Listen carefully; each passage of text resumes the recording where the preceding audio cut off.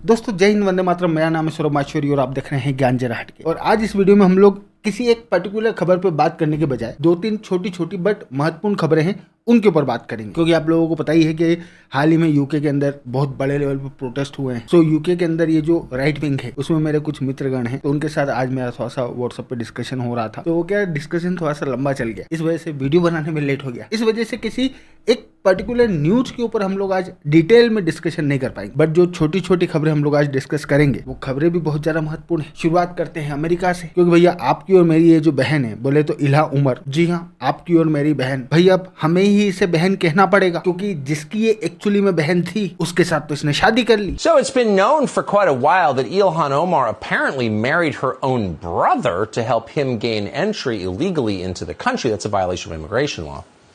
That actually happened, it turns out. And now we're learning the FBI had evidence to confirm it, but didn't do anything about it. Plus इन भीख मंगों की बहन इसे बना नहीं सकता, क्योंकि ये लफंगे साले इतने बड़े वाले हैं कि ये अपनी बहन को प्रेग्नेंट कर दें। वैसे ऑप्शन में जाकिर नाइक था, लेकिन उस बेचारे को एड्स हो गया, तो अब इसे उसकी भी बहन नहीं बना सकता। वैसे जाकिर नाइक को ये जो एड्स हुआ है, मतलब सच्ची बता रहा हूँ, मैं रात दिन सो नहीं पाता हूँ। मेरे को इतनी ज्यादा चिंता हो रही है उन बकरियों की जिनके साथ हमारे जाकिर भाई समय बिताया करते थे। उन बिचारियों को अगर एड्स हो गया तो भगवान ही जाने उनका क्या होगा। वैसे जाकिर भाई को ये जो एड्स हुआ है, इसका पूरा दोष मेरे हिसाब से तो जाकिर भाई की बहू को जाता है, क्योंकि पूरे के पूरे खानदान में सिर्फ दो ही लोगों को एड्स हुआ है, एक जाकिर भाई और एक उनकी बहू। मतलब सोचो कितना पवित्र रिश्ता होगा इन लोगों का। लोग एक दूसरे के लिए जान देते हैं, इन्होंने एक दूसरे के लिए एड्स से ले लिया। बट साला मुझे यहाँ पे ये बात समझ में नहीं आ रही कि जब बहू को एड्स हुआ, ससुर को एड्स हुआ, तो ये बेटे को एड्स क्यों नहीं हुआ? क्या बेटा सिर्फ कैमरा पकड़ने का काम कर रहा था? आई नो आप में से बहुत सारे लोगों ने मुझे बोला कि इस टाइप की जोक्स नहीं मारना है। मैं पूरी कोशिश करता हूँ इस टाइप की जोक्स नहीं मारूं, लेकिन कभी कभी क्या है कि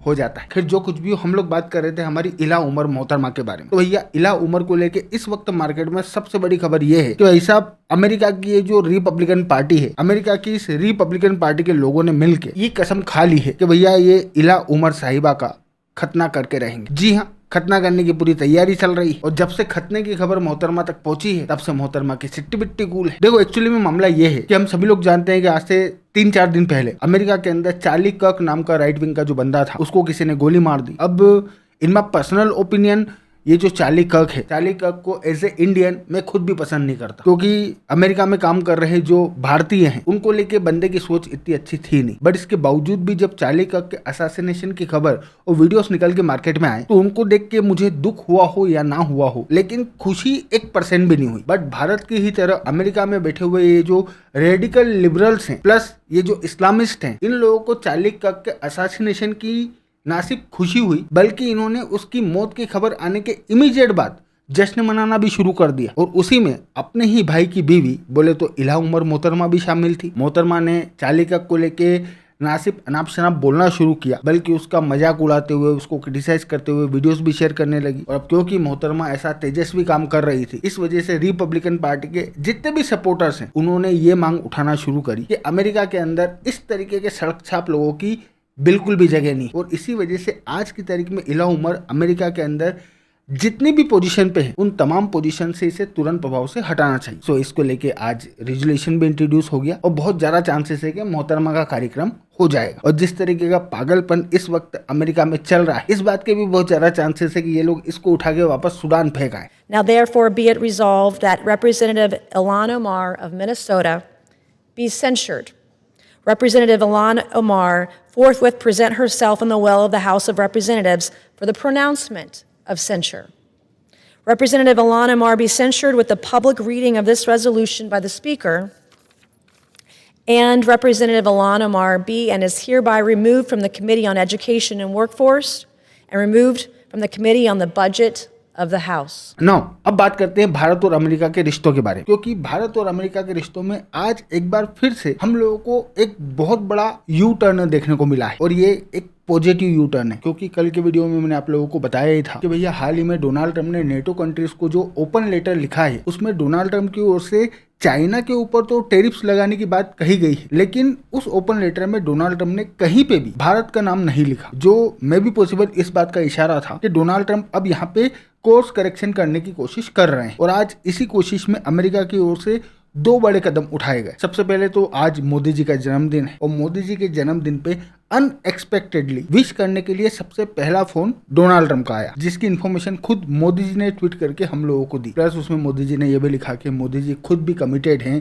भारत और अमेरिका के रिश्तों को बेहतर बनाने के लिए। लेकिन इससे भी ज्यादा बड़ी बात यह है कि डोनाल्ड ट्रंप ने मोदी जी को बर्थडे विश करने के लिए जो फोन कॉल किया है, इस फोन कॉल की इन्फॉर्मेशन डोनाल्ड ट्रंप ने खुद भी, डोनाल्ड ट्रंप का खुद का जो सोशल मीडिया प्लेटफॉर्म में बोले तो ट्रूथ सोशल, उस पे ये पोस्ट करके अपने फॉलोअर्स को दी कि भैया अभी मैंने भारत के प्रधानमंत्री मोदी जी को बर्थडे विश करने के लिए फोन किया था। प्लस इस रशिया यूक्रेन वॉर को खत्म करने को लेके मोदी ने जो सपोर्ट दिया है उसके लिए मैं उनका धन्यवाद अदा करता हूँ। और ये जो लास्ट वाली लाइन है ये सचमुच में बहुत बड़ी बात है, क्योंकि अगर आप लोगों को याद हो तो आज से कुछ ही दिन पहले अमेरिका के अंदर डोनाल्ड ट्रंप के जो छर्रे हैं वो हर रोज एक नया स्टेटमेंट देके भारत को ना सिर्फ क्रिटिसाइज कर रहे थे, बल्कि एक जगह इन्होंने स्टेटमेंट में यहाँ तक बोल दिया कि ये जो रशिया यूक्रेन वॉर चल रही है ये एक्चुअली में मोदी की वॉर है, जो बिल्कुल लिमिट क्रॉस करने वाली और बेवकूफी भरी बात थी। सो ये लोग टेम्पर को इस लेवल तक लेके गए थे, जिसकी अगेन, और यहाँ पे मैं बिल्कुल अनबायस्ड होके ये पॉइंट बोल रहा हूँ, मतलब लिटरली अमेरिका वाले ये जो टेम्पर को इस लेवल तक लेके गए इसकी बिल्कुल भी जरूरत नहीं थी, क्योंकि ये लोग भारत से जो चीजें मांग रहे हैं वो भारत इनको किसी सूरत में नहीं दे सकता। एंड ऑपरेशन सिंदूर के बाद में जिस तरीके से डोनाल्ड ट्रंप ने बिहेव किया है उसमें एक नहीं बल्कि 100%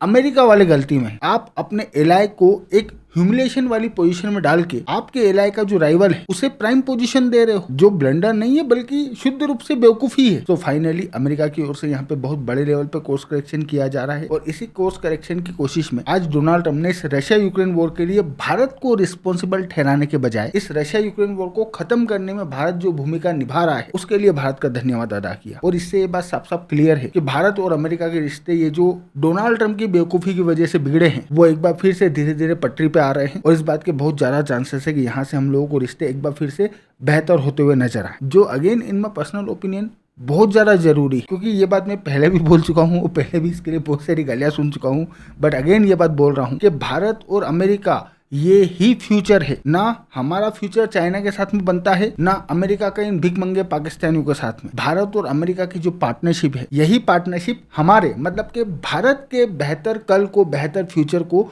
इंश्योर करेगी। और सिर्फ भारत की बात नहीं, अगर हम लोग अमेरिका की बात करें तो अमेरिका वालों का भी भारत के बिना सिर्फ साउथ एशिया नहीं बल्कि पूरी दुनिया में लिटरली कोई भी फ्यूचर नहीं है, क्योंकि चाइना की टक्कर की पॉपुलेशन पूरी दुनिया में ना सिर्फ भारत के पास है बल्कि वो भारत ही है जो चाइना को काउंटर करते हुए अमेरिका का ये जो डॉलर है ग्लोबल लेवल पे इसकी पोजीशन को मेंटेन रख सकता है। सो एक तो ये न्यूज निकल के आई एंड सेकंड, अमेरिका की ओर से ट्रेड नेगोशिएशन के लिए जो लोग आज भारत आए थे, आज उनके और भारत की ओर से ट्रेड नेगोशिएशन में जो लोग बैठे हुए हैं उनके बीच में मीटिंग हुई। मीटिंग लगभग 7 घंटे चली। अब ऐसा कोई कॉन्क्रीट कंक्लूजन तो मीटिंग से निकल के नहीं आया है, बट न्यूज चैनल्स के सोर्सेस ये रिपोर्ट कर रहे हैं कि ये जो मीटिंग आज भारत और अमेरिका के ट्रेड नेगोशिएटर्स के बीच में हुई है ये एक बहुत ही पॉजिटिव मीटिंग थी और इस साल के अंत तक हम लोगों को भारत और अमेरिका के बीच में एक तरह से फाइनल ट्रेड डील देखने को मिल जाएगी। नाउ इसके अलावा वेनेजुएला पे बात करना है, बट वेनेजुएला वाला जो टॉपिक है इसको यहाँ पे शॉर्ट में निपटाऊंगा तो इस टॉपिक के साथ में साथ साथ जस्टिस नहीं होगा, इस वजह से इसको मोस्ट प्रोबेबली कल अगर कोई बड़ा कांड नहीं हुआ तो डिटेल में बात करेंगे, अदरवाइज नेक्स्ट 1-2 दिन में कभी भी कर लेंगे। नाउ इसके अलावा एक और खबर है जो कि इन भिख मंगों को लेकर मार्केट में चल रही है और वो खबर है इन भिख मंगों के चीफ बेगिंग ऑफिसर को लेकर, क्योंकि हम सभी लोग जानते हैं कि भैया सितंबर के महीने में यूनाइटेड नेशन की जो जनरल असेंबली है उसका सेशन होता है और उसको अटेंड करने के लिए इन भिख मंगों का ये चीफ बेगिंग ऑफिसर अपने मालिक के साथ में अभी अमेरिका जाएगा। मतलब सोचने वाली बात है, इन लफंगों को सारा 2 रुपए की शर्म नहीं है। पूरी दुनिया में